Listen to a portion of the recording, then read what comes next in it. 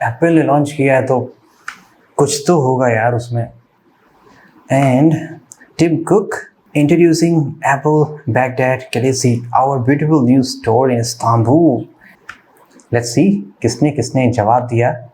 Elon Musk, captain of innovation, come see the Apple cloth trademark. Of course, इतना बड़ा showroom खोला गया तो वहाँ पे कपड़ा भी टंगा ही होना चाहिए. ये प्रोडक्ट है Apple cloth, polishing cloth Apple. इसकी जो कीमत है 1900 रुपये की है एंड EMI पे भी अवेलेबल है. वाव, 224 रुपये पर मंथ. और अगर हम स्पेसिफिकेशंस पढ़ें इसके, made with soft non abrasive material, the polishing cloth cleans any Apple display including nano texture glass safely and effectively. What's in the box? Obviously, polishing cloth. Compatibility. Wow. सभी latest iPhone models up to iPhone 6 plus, यानी कि अगर आपके पास iPhone 6 plus से नीचे का कुछ भी है, 4S, 5 जो भी है, देन आप उसको उससे क्लीन नहीं कर सकते हैं बिकॉज हु नोज कि वो उसी स्क्रीन को स्क्रैच कर जाए. ये बात हजम नहीं हुई मुझे. IPad models, iPad mini 6 generation से लेके iPad mini first generation, MacBook air 2020 M1 से लेके iMac Pro 2017 और iMac 2014-15, Apple Watch, iPod models. And हम ये भी देखेंगे कि एक्चुअली में ये क्लॉथ कितना ड्यूरेबल है. ये रहा एप्पल क्लॉथ इस छोटे से बॉक्स में. रामपुरी. यहाँ पे कुछ चीज़ें हैं जो ऑब्वियसली आपको देखने की ज़रूरत नहीं है. Please recycle. कोई एप्पल ब्रांडिंग नहीं है यहाँ पे. कुछ टेप्स है. Finally polishing cloth.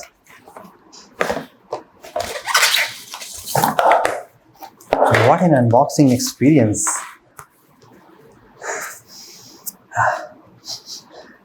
एप्पल की खुशबू तो नहीं आ रही है, थोड़े से रबर की है उसकी भले आ रही है. Okay, in the box front side polishing cloth. I hope इतना बड़ा सा ना हो.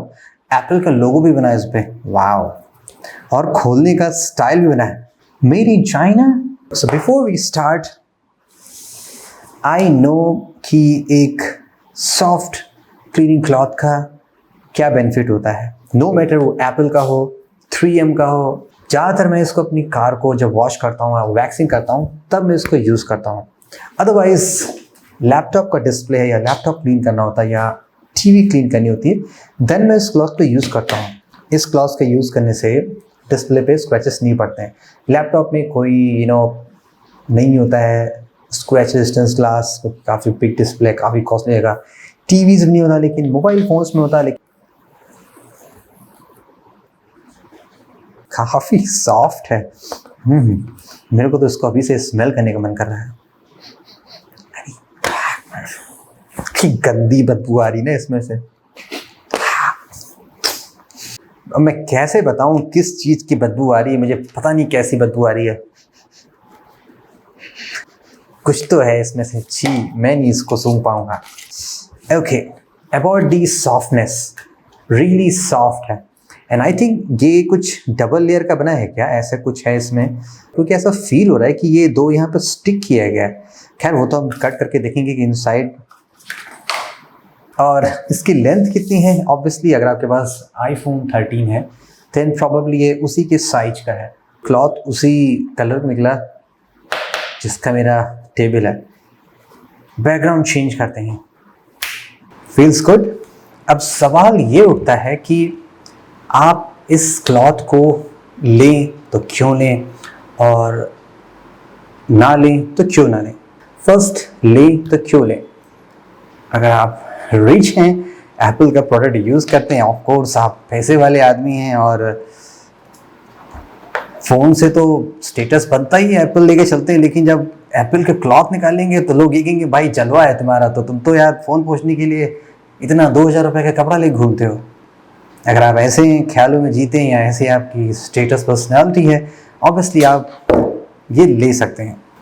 आई डोंट थिंक सो कि इसमें कुछ ऐसे स्पेशल टेक्नोलॉजिकल फीचर लगी है लाइक बायोनिक C1 चिप लगा है कि ये ज़्यादा ये स्मूथ है या बेटर क्लीनिंग करेगा, आई डोंट थिंक सो। मेरा ये 100 रुपीज़ 20 रुपीज़ का सॉफ्ट माइक्रोफाइबर टॉवल भी वही काम करता है जो ये काम करता है।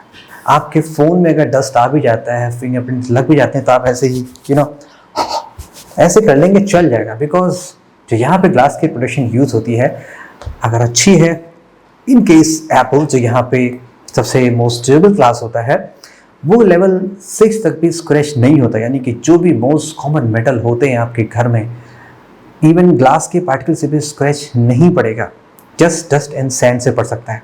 किसी भी आप सॉफ्ट टॉवल से क्लीन करेंगे आपके डिस्प्ले को तो वहाँ पे dust and sand of course नहीं होगा अगर आपका क्लॉथ क्लीन है। डर्टी क्लॉथ अगर ये हो चाहे कोई भी हो, उससे डिस्प्ले पे स्क्रैच पड़ जाएगा। आई डोंट थिंक सो उसकी कोई नीड है कि आप स्पेशल इसलिए, या ये ऐसे एक पैड हो सकता है लाइक अभी मुझे इसका यूज़ है ना कि एप्पल का फ़ोन है, आप विदाउट प्रोटेक्शन यूज़ करते थे, इस पे आप कर सकते हैं। Alright, let's start with the durability test of Apple cloth. Obviously cloth को काफ़ी मजबूत होना चाहिए। एक्सीडेंटली अगर आप इसको खींच दें या कुछ लाइफ सेविंग मूवमेंट पड़ जाए, आपके पास यही क्लॉथ हो और आप कहीं लटक गए, कोई आपको पकड़ लिया हो, तो क्या होगा? First with the tensile test यानी कि stress test.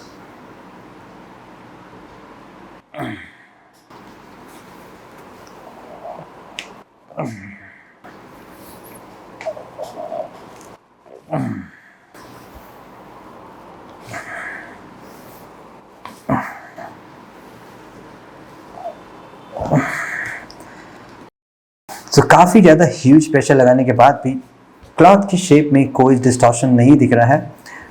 I think perfectly square है जैसे ये था, कुछ यहाँ पे नहीं लग रहा है। अगर हम इसको टर्न करने की कोशिश करें, टर्न टेस्ट, नए टेस्ट ईजाद कर रहा हूँ। सो ये साइड से फट भी नहीं रहा है एंड स्टे ट्यून, हमें इसका टीयर डाउन भी करना है। दैट्स अगेन वेरी इंपॉर्टेंट है। कहाँ है Apple C1 bionic chip? That's important to check. Okay, so ये stretch test and turn test को भी पास करता है।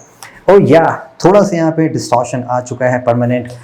इस साइड से इसको टर्न करने की कोशिश करते वक्त, यानी कि फाड़ने की कोशिश में, इसका शेप चेंज हो चुका है। सो नॉट श्योर कि इसमें कितना स्ट्रेंथ है, इसको रिगेन पे नहीं करेगा। Not a big deal. Time for the scratch test.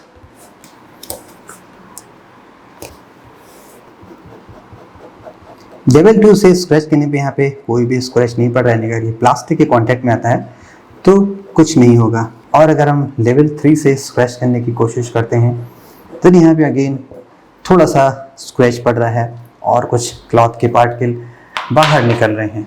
Level 4 से स्क्रैच करें, अगेन रिजल्ट सेम है।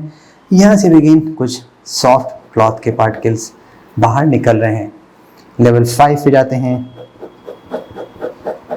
Then again bit of soft cloth बाहर निकल रहा है, लेकिन क्लॉथ अभी भी ओके है और कट नहीं रहा है वहाँ से। इस टर्म्स में ये बेटर है। लेवल 6 से स्क्रैच करें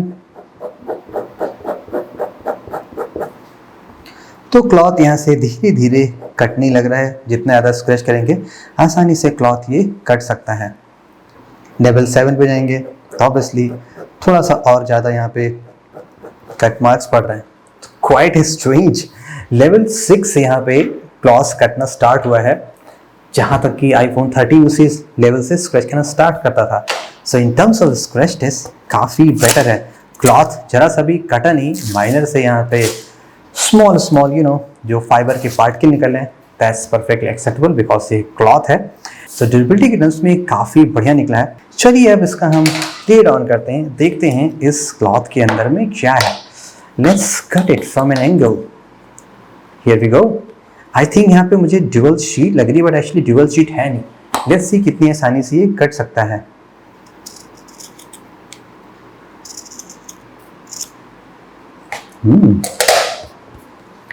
एक्चुअली में मैंने सही पकड़ा था, सही पकड़े हैं। यहाँ पे इनसाइड एक पाउच टाइप का है।